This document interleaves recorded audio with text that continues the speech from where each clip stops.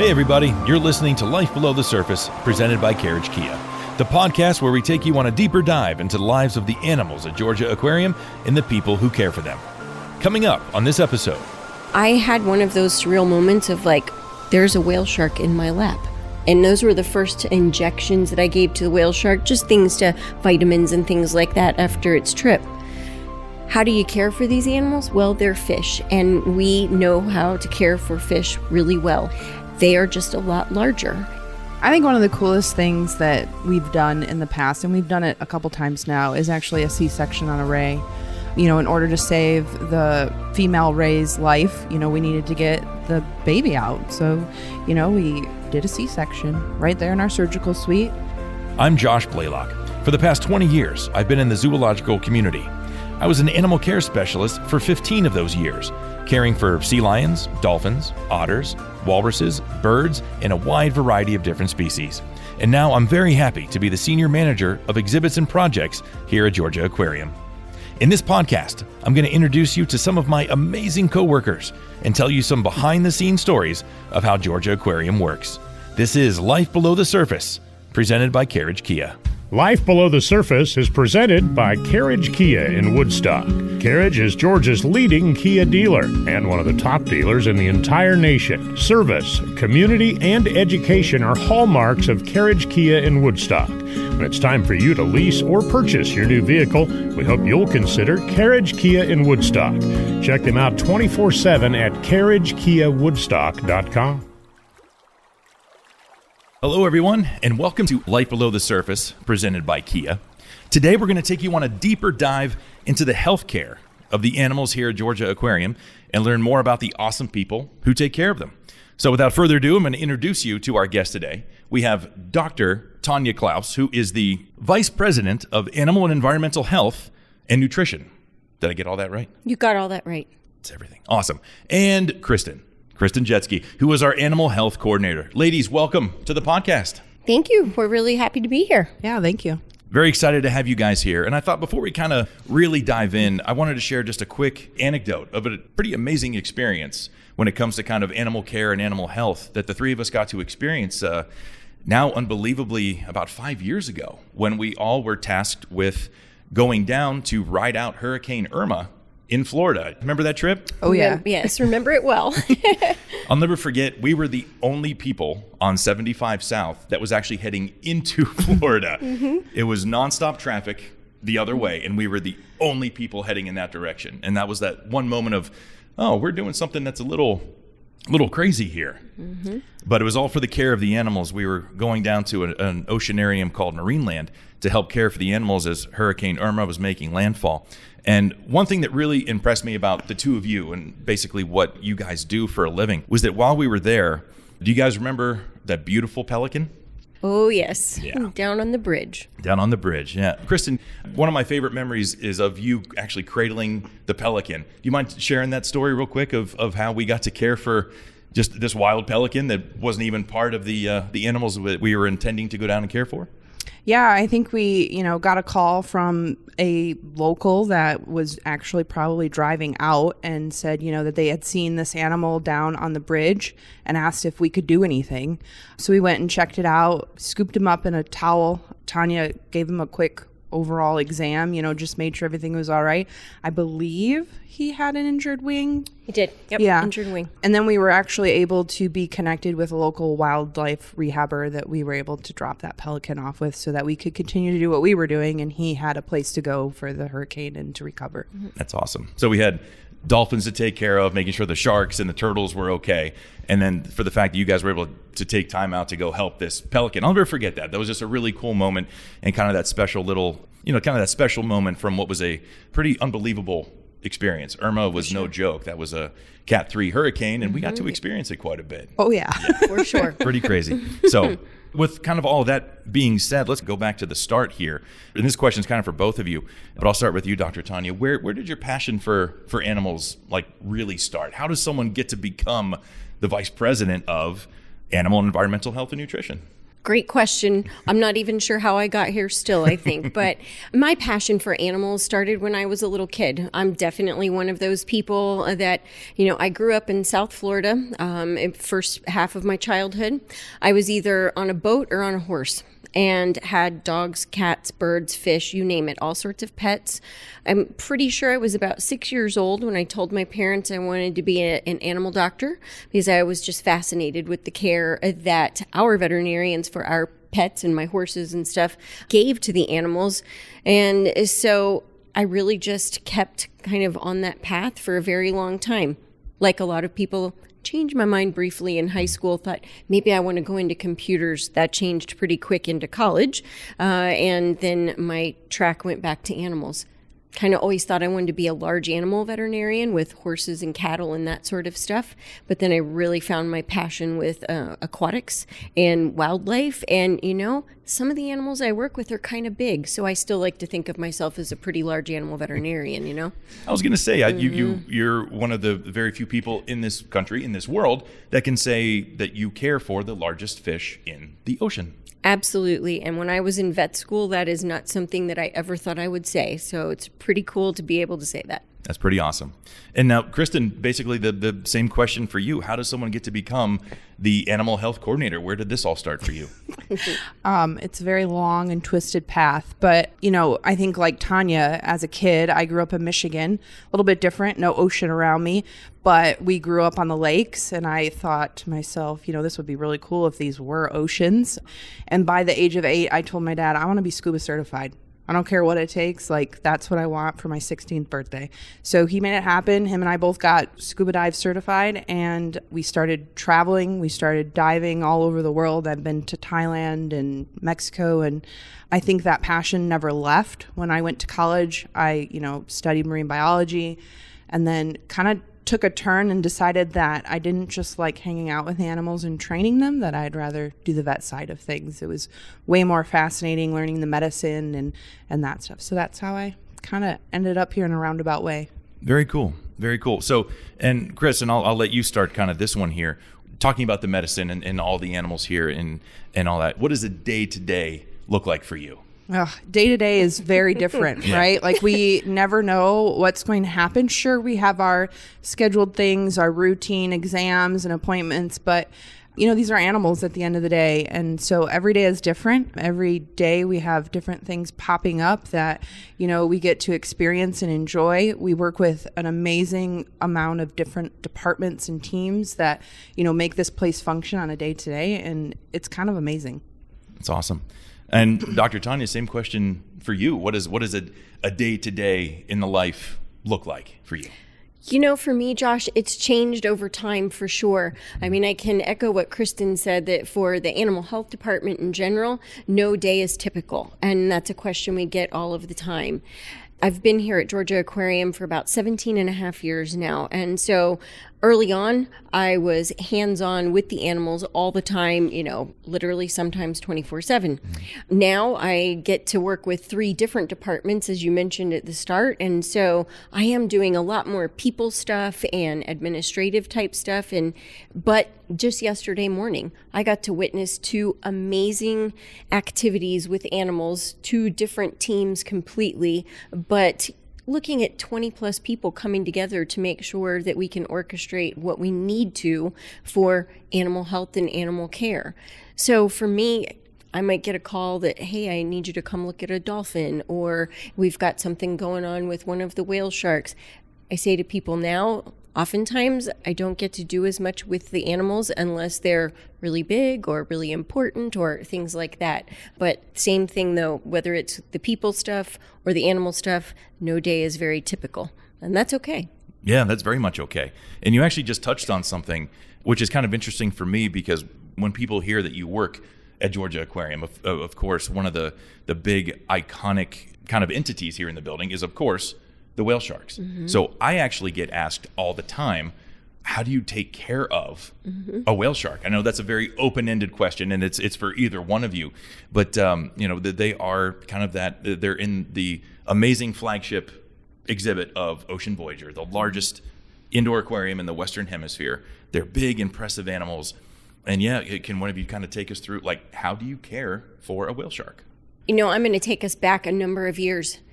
I'll never forget the day that I interviewed here at Georgia Aquarium. It was a December day in 2004. And that's when I learned that Georgia Aquarium was going to have whale sharks. And this habitat right here behind us didn't even have water in it at the time. And that day that I was here interviewing was the first day that they took all the scaffolding, all of the stuff out of the bottom of that habitat and started filling it. Now, it took like 4 days, but I'm looking at this massive habitat before me, and I've heard the Georgia Aquarium is going to have whale sharks, and I was dumbfounded.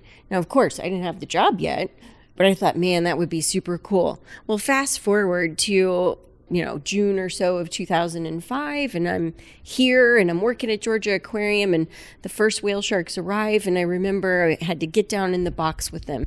And one of our staff people was like, okay, help me get the stretcher under him, that sort of thing. And I had one of those surreal moments of like, there's a whale shark in my lap. And those were the first injections that I gave to the whale shark, just things to vitamins and things like that after its trip. How do you care for these animals? Well, they're fish, and we know how to care for fish really well. They are just a lot larger. And so we do all of the same types of things that we would for any of these other fish swimming behind us. Even look at them and examine them and take care of them similar to dogs and cats. They're just a lot bigger, and we've had to learn a lot more things about them. But I always say this, medicine's medicine, and especially for anything that has a vertebral column or a spine, right? And that's how they are. And so we approach it very much medicine's medicine, straightforward, and apply the principles that we know from all of these other amazing animals we get to work with. And if a problem comes up, we address it however we need to. Very cool. I work with an amazing team here, as you know, and that's what makes it all happen. Right. Well, Kristen, do you have any cool whale shark experience that you like to share? I mean, I know you guys you're always here. You're always on call, even for the slightest thing. I mean, these animals are as well cared for as possible.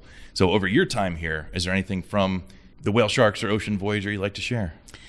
I think just the coolest thing is, how they've trained them for blood draws and being able to swim alongside them, get the samples that, the vet team needs for us. We give that all up to the aquarists that manage those animals. They do an excellent job. They get us what we need so that we can monitor their health status, make sure they're healthy. But yeah, just watching that team work with such a large fish and be able to train them to do what they do is absolutely amazing, and it speaks volumes for what we can do as a facility when we work together. For sure. Very, very cool. Speaking of cool, and this one's going to be for both of you again, and I know you've already kind of mentioned a couple, so I'm going to ask you to kind of dig down into the vault for this one here. What's the coolest story that you can imagine? Like you said, you had a whale shark in your lap. Very few people, except for folks that work here, could probably right. say that.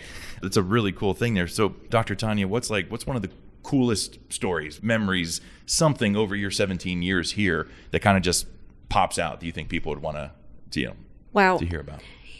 When I think about that, I really have had so many amazing opportunities here at Georgia Aquarium, and some of them with, such different animals.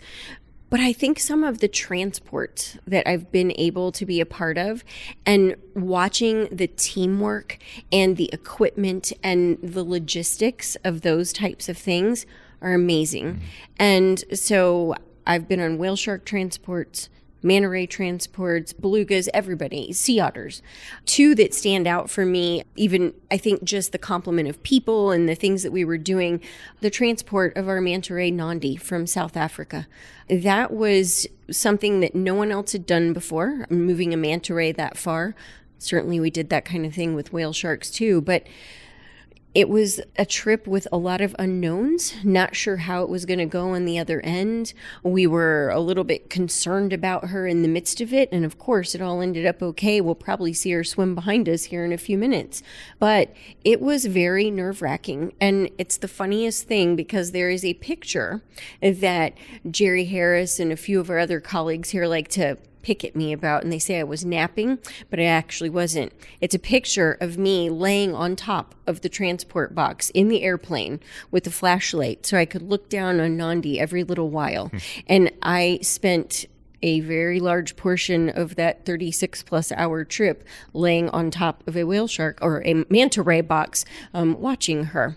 And getting her to this side of things was probably one of the most phenomenal experiences I've had. And another one is moving sea otter pups from Monterey.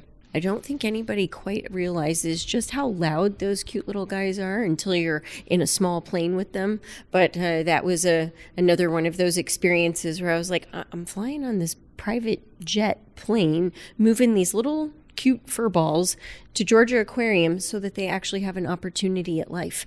And they wouldn't have otherwise because they would have had no place else to go.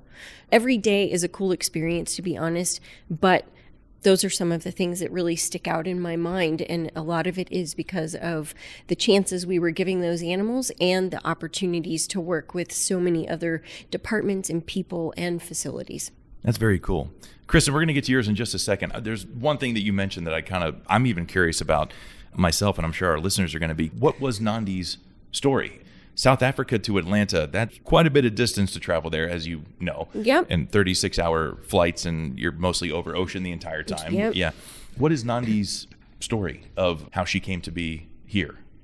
Well, to make it a short story, if you will, Nandi, when she was probably in the first year of her life, because only about 6.5 feet across, her wingspan, that is, she was caught accidentally in the shark exclusion nets off of the coast of Durban, South Africa. Now, those shark exclusion nets are placed there by the Natal Sharks Board to keep people safe, to keep some of the larger toothy critters off of the shore and not close to the beach so that people can enjoy the ocean. Unfortunately, those nets can be very detrimental to anything that gets caught in them. And Nandi was one of those unfortunate critters, but fortunately for her, she was found in time. And so Ushaka Marine World in Durban was able to take her in, nurse her back to health, care for her, and she lived in their main habitat at their facility for a number of years.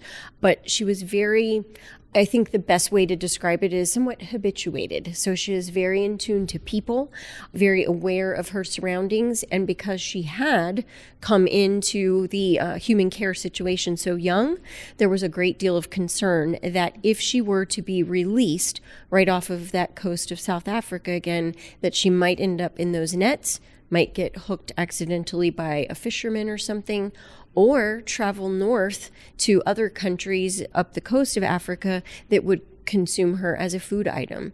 And so they said, if you want to come get her, she can move to Georgia. And we were ecstatic, and we felt like we could give her an amazing opportunity. So, people ask me all the time, do you have a favorite animal that you work with? And I say, it's really hard to decide on a species because they're all pretty cool. But I will tell you that Nandi's one of my favorite animals and very close to my heart. And so she has a good ending to her story for sure, as one of our iconic animals, but it could have gone much differently. That's very cool. I feel like that's a whole nother podcast episode in the making there. Right, Just absolutely. sharing rescue. I'm fascinated by this. So sorry for taking that little divergence there, but I've always wanted to kind of know her story a little bit more, and that's the most I've ever learned. That's really cool. All right, it's now time for a quick break, and we're about to dive right in to what has become my favorite segment of this entire podcast, kind of. We're here with Carly and Kelsey, who always have some interesting fun facts and anecdotes to share with us. What's today's? So today, we wanted to talk about my favorite fact about our vet suite and our whole veterinary area. And that is that all of the aquarium medical equipment that needs to be is mobile. It's on wheels. Why do you think that is? Because we can't bring the animals to them. They have to go to the animals spread out throughout this massive facility. Exactly. Very cool. I've actually seen several times sonogram machines being mobile, different things so they can check heart rates, things like that. Our vet staff is amazing, and the animals receive the best care possible. And these are not cheap items. These are the highest quality medical equipment possible. And to see it being right next to the largest body of water in the Western Hemisphere is always quite shocking. But our vets do a great job, and that equipment definitely takes really good care of our animals. So Very cool fun fact. All right, everybody, we'll see you on the next Fin Files. With all of that being said then, too, Kristen, what's one of your coolest experiences that you can remember, besides for hanging out with me during a hurricane and rescuing a pelican, which is, I know, probably top 3. I mean, who could beat that, right? For sure. Like Tanya said, like it's so hard to pick because we are so blessed by the environment we're surrounded in, right?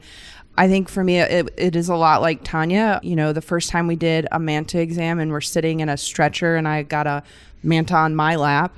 When you're in school or when you're going through, you know, the job world, you never think to yourself that like, I'm going to work with mantas one day and I'm going to be able to ultrasound them and measure them and get blood on them and have them sit in my lap while they get an exam. Like that's just not something that I ever thought of. Funny story is that when Georgia Aquarium was first opening, my grandma called me the day that they opened, and she's back in Michigan. I'm at another aquarium, and she says, "You're going to work there one day." And I was like, maybe, but, you know, like, let's not hold our breaths. Well, she has since passed, but here I am working here, and to me, it means the world because my grandma knew. However, whatever way she knew that I'd end up here one day. So kind of feels like fate that I'm here and it's important to me. So, and I love the work that we do. Awesome. All right. So one of the points of this podcast is to kind of give our listeners, to give visitors to the aquarium kind of a little bit of a behind the scenes, of course, you know, I have to use that pun, behind the scenes look as well into basically how this place runs. You know, if you're a day-to-day visitor, you get to see all the galleries, you get to see all the animals, but there's so much more to this aquarium. And one of the things that I definitely want to know from the two of you is kind of, how about some untold stories from the ER? What's like a really random, weird, cool, bizarre medical procedure or something that you've been a part of? In my animal career, which spanned about 14 years, I was a part of some sea lion eye surgeries and sonograms, things like that. But I'm sure with you guys, it's probably a little bit more in-depth and intense than that. So, Dr. Tanya, what's an untold story from the Georgia Aquarium ER that you can share? Well, one of them that I'm thinking about that wasn't what we would think about as an emergency case, but it was a critical care case. And some of my classmates from vet school find this one very interesting. And we're going back a number of years, but we had a wobbegong shark that had sustained an injury before it came to us here at Georgia Aquarium. It was having some difficulties. We weren't able to get him to eat on a routine basis, only intermittently, and he was getting a little dehydrated. Well, you know, Josh, a lot of times we have to be hands-on and handling these animals very frequently. So I wanted to come up with a way that we wouldn't have to handle him so frequently, to give him nutrition, to give him hydration, that sort of stuff. And, you know, wobbegong sharks, they don't move around as much as a lot of these other ones that we see. They settle at times. So I decided, why don't we try putting in a stomach tube or a feeding tube for him? Something that we could just feed him without him really even knowing what was going on. So we brought him down to the surgical suite, we anesthetized him, and we put in a stomach tube, just like we would do in a dog or a cat or a turtle or something like that. So of course, some of the folks that I was working with that day were like, "Oh, have you done this before?" I was like, "Well, no, not in a wobbegong for sure. I've done it in some turtles, and I had done it in a cat with assistance in veterinary school." And so I read the book, got out the small animal surgery book, kept it right there in our surgical suite downstairs, read it as I went, put in a stomach tube, and it worked wonders. And we ended up suturing, or, you know, sewing basically that tube to his pectoral fin, and then used this very large fluid line and attached it to a sponge on the top of the surface of the water so that the line would float. We could give him water, food, and he would never know the difference. He just knew that he got full. And we ended up making a huge difference for that animal, and I would do it all over again. But that was one of those things, like, nobody visiting here on the front side would know that that had ever happened. But to be able to say we put in a stomach tube in a wobbegong shark, that was a pretty cool thing to do. And Yeah. So. Okay. A couple things you got to touch on there, because I just love it how aquarium employees were so nonchalant about what's just like. Okay, so a wobbegong shark that's in the largest indoor aquarium in the Western Hemisphere, 100 yards, 6.3 million gallons. You just took them down to the surgical suite. Yeah, that's right. Okay, so that's the first point. And the second point is you actually read a book and it wasn't a Google search. Well, we're going back a number of years, so Dr. Google wasn't as popular. But yes, I did. And had it right there in the surgical suite. So I had sterile hands and I'd look over and make sure I was following it just like I ought to. And did the procedure. A shark from the biggest habitat is then taken down to a surgical. So you have a shark in a vet clinic. Absolutely. Yep. And we had him in our backup spaces for more intensive care. And then we moved him to a hospital system or a treatment system downstairs. And from there, when we needed to do the procedure and anesthetize him, of course, the aquarist caught him up. We anesthetized him. We put him on a specialized surgical table for fish, and we call it a recirculating table. So the water circulates through the table. It has a grate on it, and that water goes down through the table, and we can recirculate that anesthesia in the water. Kind of like you or I would breathe in anesthesia in oxygen. Well, that's what we do with fish and sharks and anybody who's a non-air breather. And we put the anesthesia in the water, circulate that through. And then we did the procedure, and when we were done, we woke him up, watched him closely, put him back into his hospital system, and that's how it worked out. That's so cool. Okay, I can already tell that this one's going to become a two-parter. I want to have you guys back. These stories are fascinating.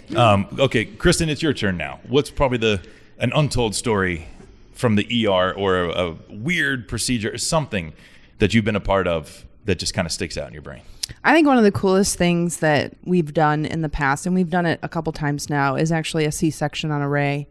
In order to save the female ray's life, we needed to get the baby out. So, we did a C-section right there in our surgical suite, saved both mom and pup's life, and both are thriving. So I think that those are the cool things. And we've had to do it a couple times. Sometimes, just like in human medicine, those pups get too big for mom to, do on her own. And we have the ability to step in and make sure that both lives are saved. So I think it's cool.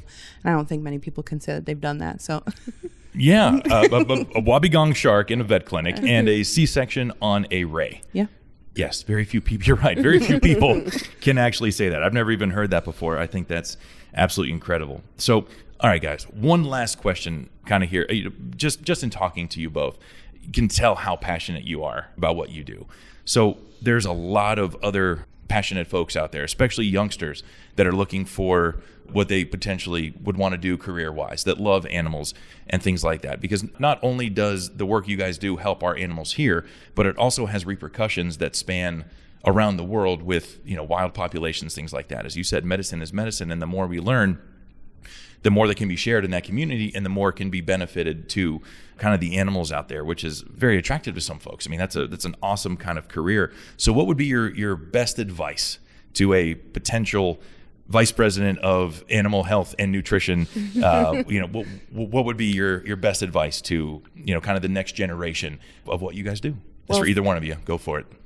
From my perspective, for potential veterinarians of the future, those people who are either coming up through high school or they're already in college and they're pre-vet, even the people that come to us as, preceptors or veterinary externs, the key thing to remember is that you can't just love animals. You have to want to work with people, and you have to like medicine. Sometimes the things that we do aren't so happy or aren't so glamorous. So I would never, ever give up what I do, but there are times where it can take a mental toll. You think about coming here and working with some of these animals for 17 and a half years and working with their people, and that raises a lot of emotions too at times. And so you've got to take the good, the bad, and the ugly in this profession. But you have to like medicine. you have to have people skills. And, really to be in this kind of a job in the aquarium world or the zoo world, you have to be really dedicated, honestly, to conservation and making a difference more globally, as you mentioned. But, the bare bones of it are be dedicated to your education, get good grades, get as much experience with as many animals as you can early on. Don't hesitate to start volunteering in the veterinary world as, a kennel helper at a local clinic, or even if you can come and volunteer at the Georgia Aquarium when you are young, when you are in high school, and work your way on up.